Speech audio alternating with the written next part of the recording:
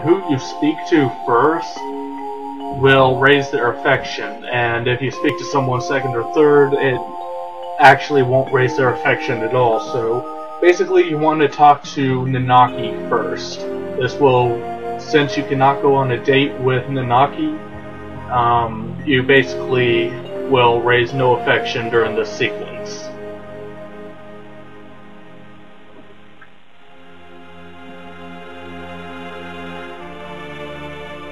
Once again, once I get up to the date sequence in and of itself, or when I get the person that I will be going on the date sequence with, I'll post in the description what exactly you need to do throughout Disc 1 to get the date sequence with that one person.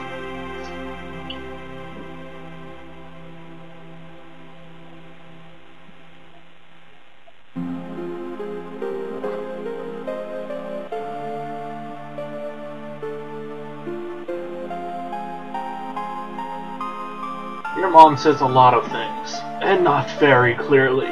She's just like the Bible. Ho ho ho. Bad joke. Oh, shit. I've been talking for 1 hour and 3 minutes. Well, 1 hour and 1 minute straight. Anyways, let's hit the hay. Because everybody knows shit goes down in a matter of 24 hours. Alright, the door's open. Well, let's get the fuck out of here. Wonder what that red thing in the corner is. Oh, that's a dead body. Oh well. Anyways, you gotta search the dead body, then go talk to Tifa. Larg.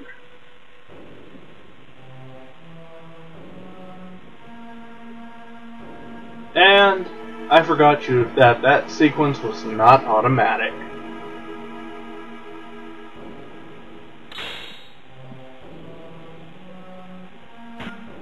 Now, you can actually come in here, but you can't really talk to them, so there's no point in actually going in there. Once again, whoever you talk to first, as in if you talk to Barrett, it'll raise his affection first, so what you want to do is talk to Nanaki. Then come on in here and talk to both Eris and Tifa. Wait, no, you gotta talk to Barrett, and Nanaki will run off. Now, for the majority of Disc 1, I'm gonna have Nanaki in my party. The basic party setup will be Cloud, Barrett, and Nanaki, with a few extenuating circumstances, like, say, when I get to Nibelheim, and random battles. Creepy music. New enemies, by the way. For the sake of the Let's Play, and the fact that I just want this to go on as fast as possible, because I did actually gain a couple levels during my grinding for Cloud's weapon and getting a few carbon bangles. I will be running away from a few battles on screen because, well, I really don't need their experience at this point. And more dead people. How fun.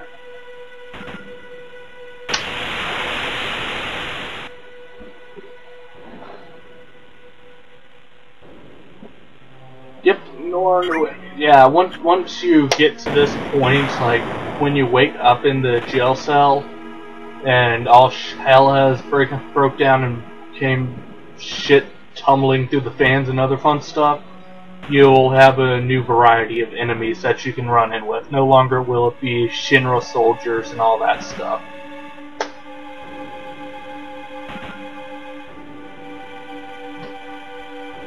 This section actually had some odd instances. Normally, I would count a boss fight as the end of a scene.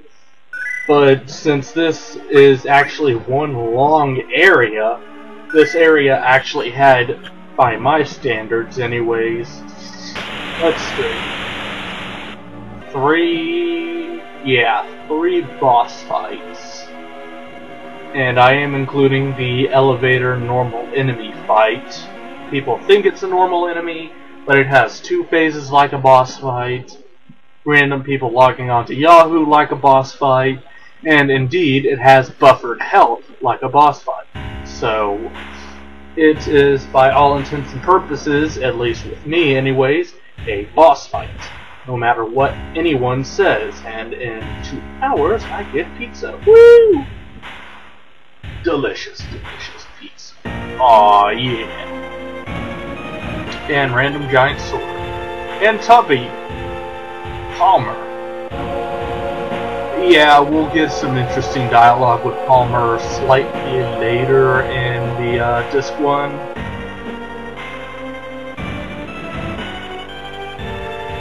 Kinda funny.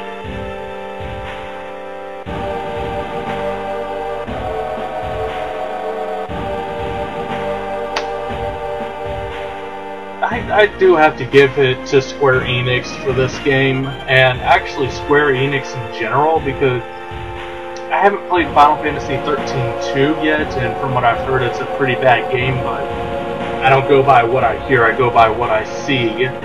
But I do have to give it to Square Enix. They do still make games that last longer than a freaking day.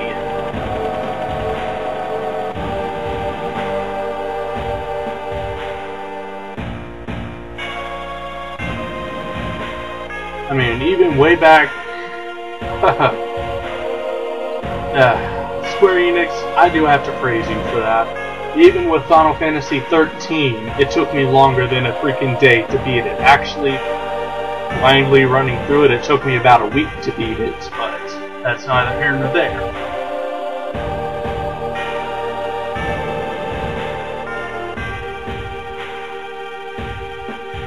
So I do have to say, the final boss for that game was a complete dick move on Square Enix's part because of the fucking instant death spells for the final boss. So goddamn annoying. I don't know if any of y'all have had any experience with the final boss on Final Fantasy 13, but final bosses with instant death spells and the fact that only your party leader dying will give you a game over, or to be more specific, since your party if your party leader dies, you get a game over, and the final boss always targeting the party leader. Pretty much, I died on the final boss about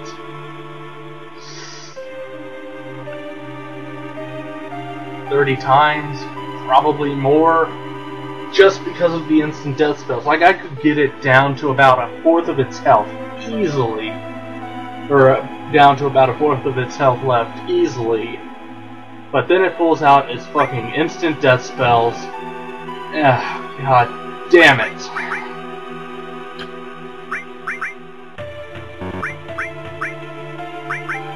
Basically, game designers, instant death spells are not cool.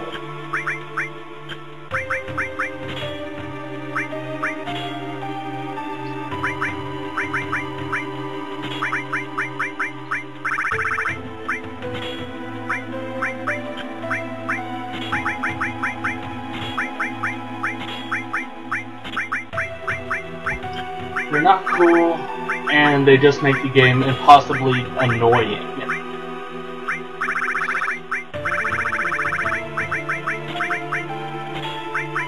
No, I'm not really even, I'm just putting random materials on these people, because really it doesn't matter what materials I have equipped, I'm only getting AP with them. I don't normally use magic. Well, actually in this Let's Play I've been using magic a lot more, but most of the time I only attack. Now for this boss fight, this is one of the only boss fights that I actually use magic all the way through it, and actually spread out the materials accordingly. Now, even though it has a regular battle theme, I consider this a boss fight because it's got multiple phases to it and other fun stuff. You've got a fuck ton of health. So yeah, basic strategy for this fight, spam magic. And of course, like most good Let's Players or even regular players, have one person on backup just for healing purposes. Like, say I've got my healing materia on Barrett here. I want to normally hold Barrett back for healing purposes, just in case someone gets low on health. It makes sense. Obviously, since this is a machine-type enemy, it is susceptible to lightning.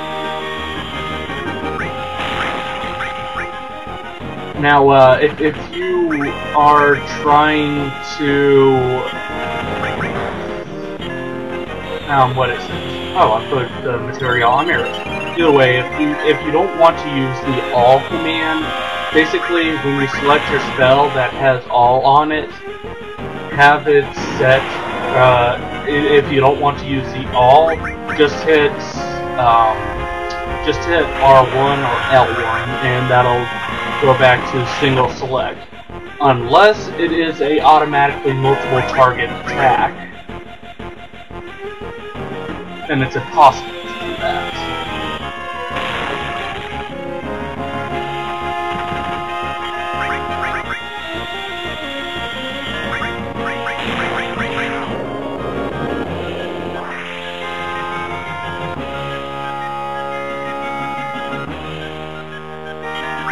Anyways, first half of this fight is done. So now we get this pissy little ingrate, which is actually a completely separate enemy, but I consider it the same boss.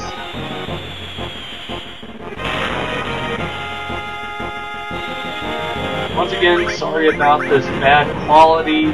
Not much I can do about it right now, but I can guarantee after this one the quality is going to go up. At least since I have Camtasia.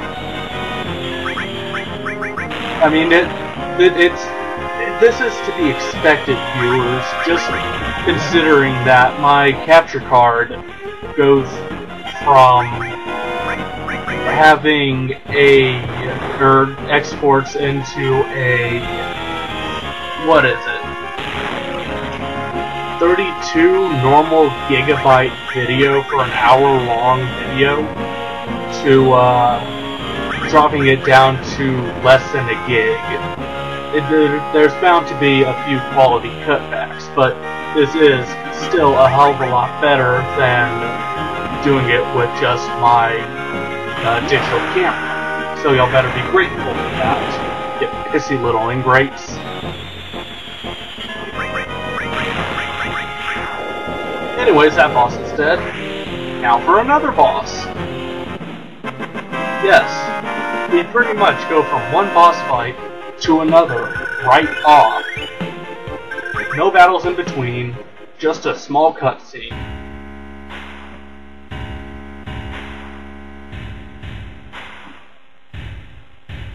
If you hit square, you will get a computer that tries to go to sleep on you. Anyways, I'm just going to maximize the amount of materials that I have. Just give everything a good amount of space. I want to be sure my attack materials do get as much AP as possible. And I don't think it's until Final Fantasy VIII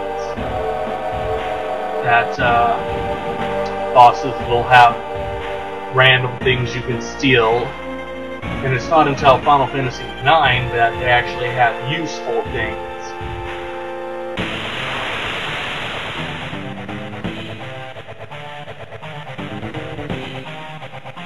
Anyways, this boss has actually two things on it. You'll want to take down the dark whatever the hell it is first, because it, for the lack of a better use, casts barrier on both him and the actual boss, which can and is really fucking annoying. That's all it does. It has never attacked me, or if it has, I don't remember it, but it, for lack of a better word, is useless. It only casts barriers. I always get rid of it way too quickly.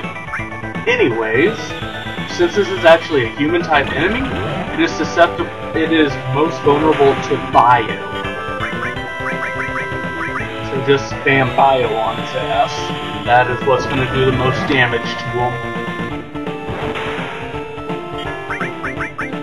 What's funny is if you look in the background, you can see Palmer flying around in that helicopter. I think it's Palmer, anyways. I don't know. I don't really give a good look at it. Anyways, Rufus is done for the day. So he gets out of there lethal weapon style. I think it's lethal weapon anyways. And up goes level. And by the way, I'll be going more into why I do not like the enemy skill later on when I actually go for my first enemy skill, which is going to be the most powerful spell in the game, but also the most useless spell in the game, considering at about halfway through disc 1 it becomes a useless spell against bosses, and really that's all I use the enemy skills on, is a boss, or is bosses. And use it. Let's go on and leave.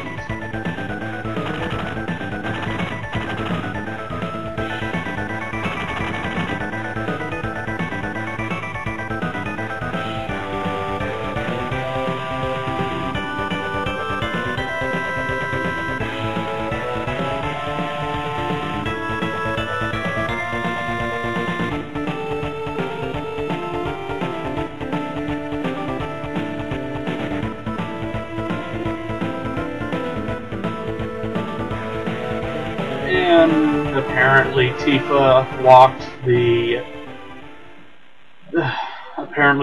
walked the several floors down to 1. Good for her. I actually love these FMV cutscenes because you look at the game like, oh, this is just a shitty polygon mess kind of thing. Then you get to these FMV cutscenes and you're like, oh my god, whoa! By the way, the bike that Cloud is riding on is called Fenrir. Little tip. They actually never state what the bike is actually called, except in Final Fantasy Dirge of Cerberus, I think. I wouldn't know completely because I've never played Crisis Core, nor have I watched Advent Children. What can I say? I'm not a terribly huge Final Fantasy fan. I'm a fan of Final Fantasy, but I'm not out there to collect all the Final Fantasy games yet. So yeah, once again, Barrett Ninaki team.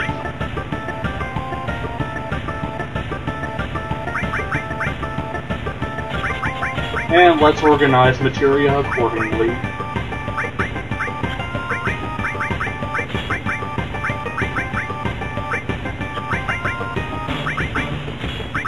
I want to go on and give Cloud fire and element on his armor because this enemy, or this boss that is coming up, does do some pretty serious fire damage. Pretty nasty fire damage as far as I'm concerned.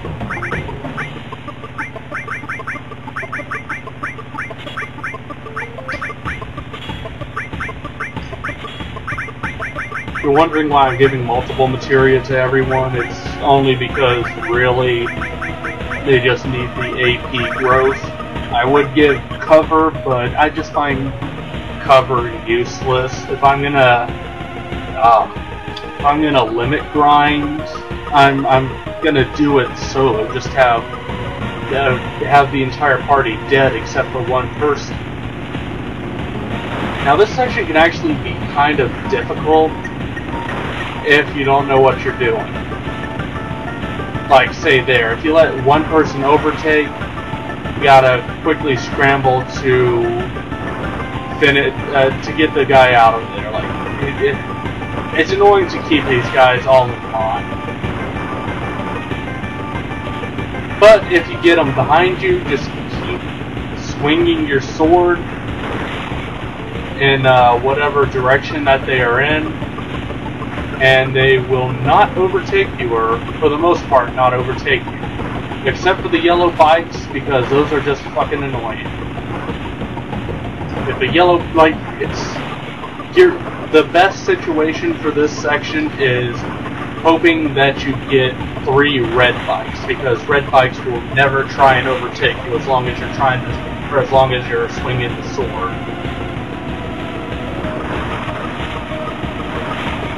So yeah, hope for 3 red bikes, and you should be set. Yeah, see, just as soon as you swing the sword, red bike just immediately gets back, and now that I have 3 red bikes, it's smooth sailing as long as I keep swinging the sword. They will never try and overtake me at this point.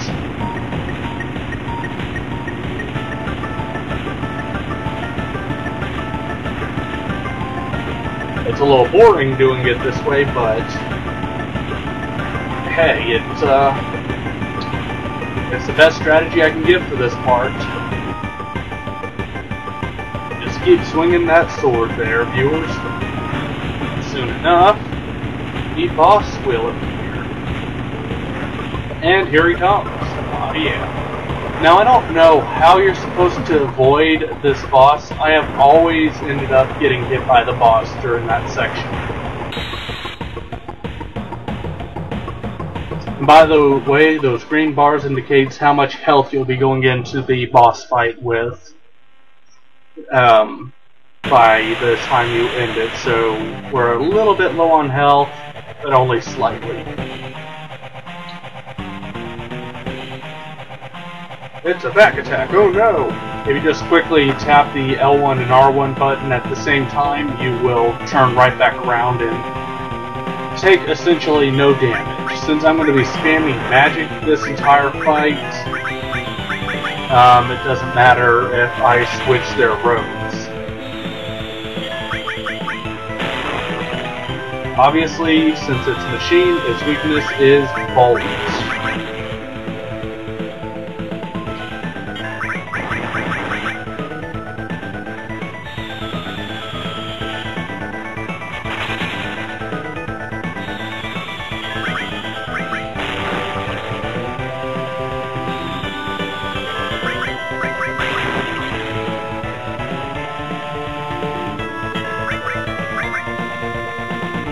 Boss fight can get kind of really annoying.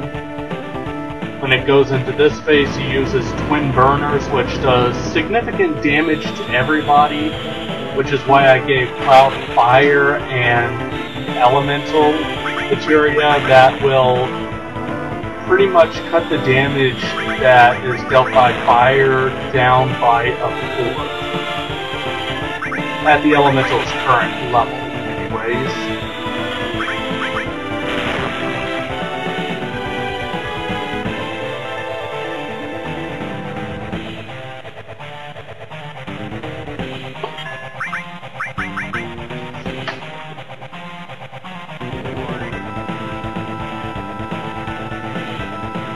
All in all, boss fights can be really hard or not hard at all. It all depends on the luck of the draw. I got lucky, and yeah, it was extremely easy this time around. Anyways, yeah, we're getting fairly close to the end of this shit, so I'm just gonna go on and sign off now. We will, of course, see y'all next time in Scene 5 when we go to Calm. Cheers, viewers.